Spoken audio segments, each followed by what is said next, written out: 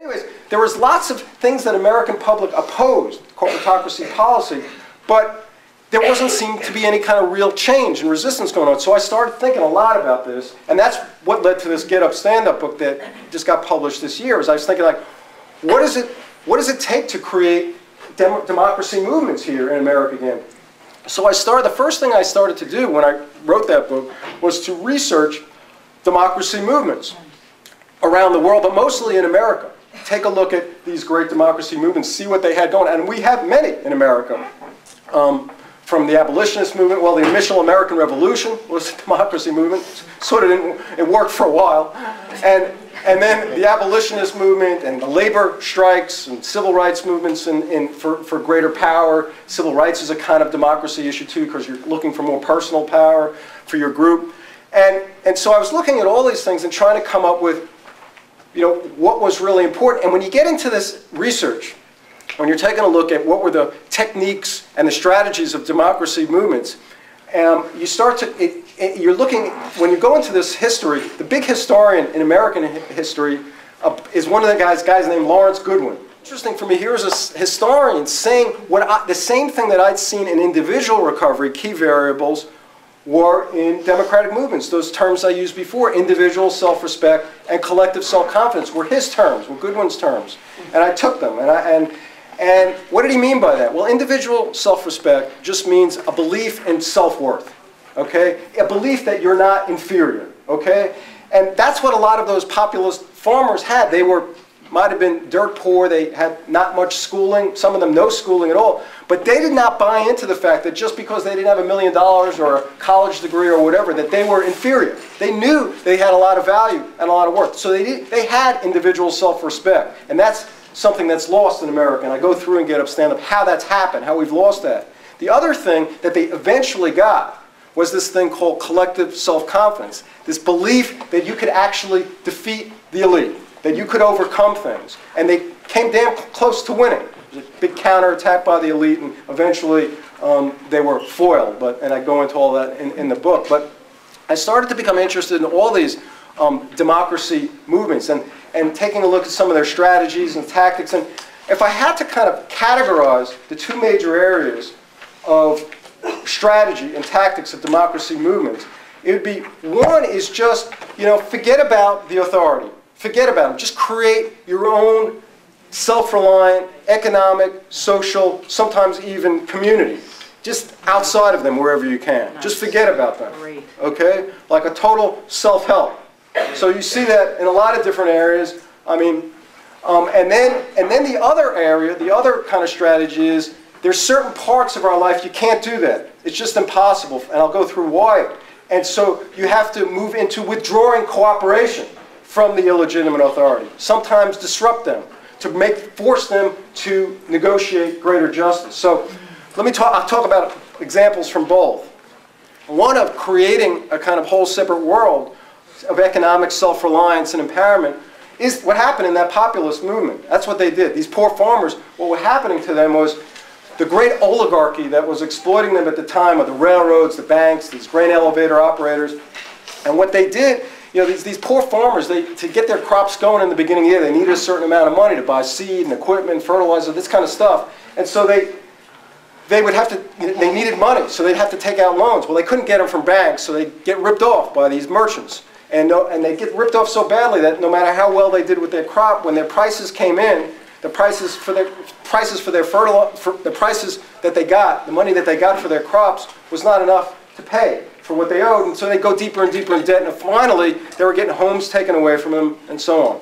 So at first they thought, it's my fault. We're not working hard enough. Then they started to connect. They formed their big organization of that era, was commonly called the Alliance. And they just spent a lot of time early on thinking about, well, what can we do to take everybody out of pain here and create greater control over our lives?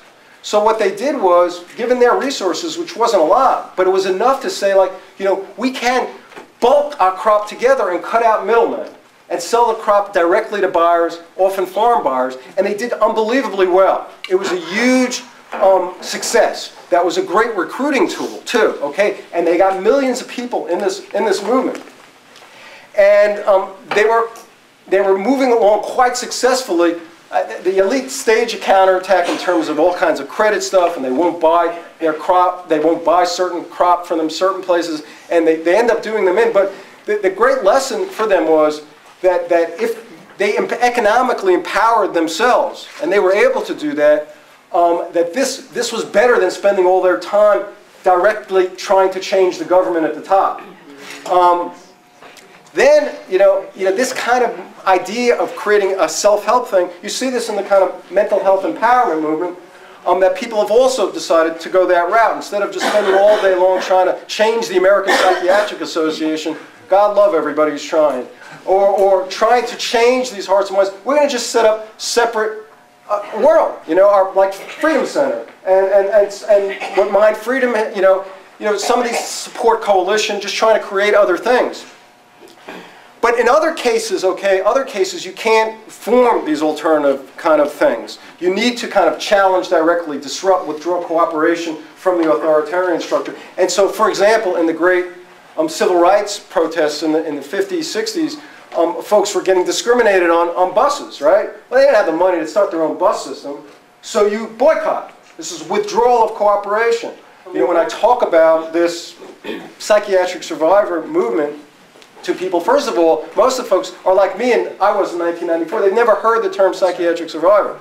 So I explained that to them, and they are impressed. It was like, you're telling me people were diagnosed with schizophrenia, paranoid schizophrenia, bipolar, and these people, Bruce, that they were diagnosed with this, and then they didn't have, without sometimes even psychiatric treatment, on their own, without drugs, they're doing fine out there, they're living full lives. I said, I know these people. They're my friends, some of these. Oryx is my friend. David, my friend. There's friends, I know these people. There's a lot of them. I mean, there's all kinds of scenes that I've hung out and I've talked with folks who are in this movement.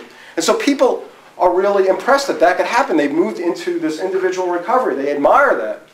And then, when they find out that they have formed democratic movements, like this mental health empowerment movement, they're really impressed. You're telling, because they think like, you're telling me the people who have been most marginalized by our society, people with schizophrenic diagnoses, have not only moved into individual recovery, but have kind of been able to form movements to make change in the mental health system. And they're going to myself, we can't even do that. None of us have been that marginalized, and we can't even change all these wars and Wall Street bailouts. We can't do anything there. So they're curious, a lot of these folks. And they ask, well, what did these people have going for them?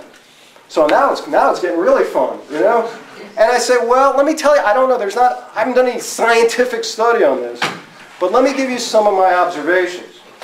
One observation is people who have moved into individual recovery, from that, from being marginalized in many ways, economically, socially, is they've learned a lot of the value of social support, of having people around who really believe in them. So they really understand that. And they really understand the importance of determination and courage, and restoring self-respect and belief and hope. They've learned that. And so for them, when they move into democracy movements, it's easy. Those variables of solidarity and self-respect and determination and courage, they're already in consciousness. So it's an easy translation to move into democratic movement. And people are really, this is interesting for a lot of people. And then I say, and I think there's a whole other bigger issue that's not talked about enough.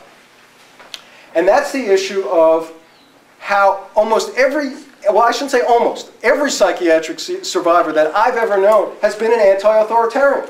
Now, maybe there are some out there who aren't, but everyone I've ever met every one of them has no problem, questioning authority, and ultimately they move into challenging and sometimes and often resisting it.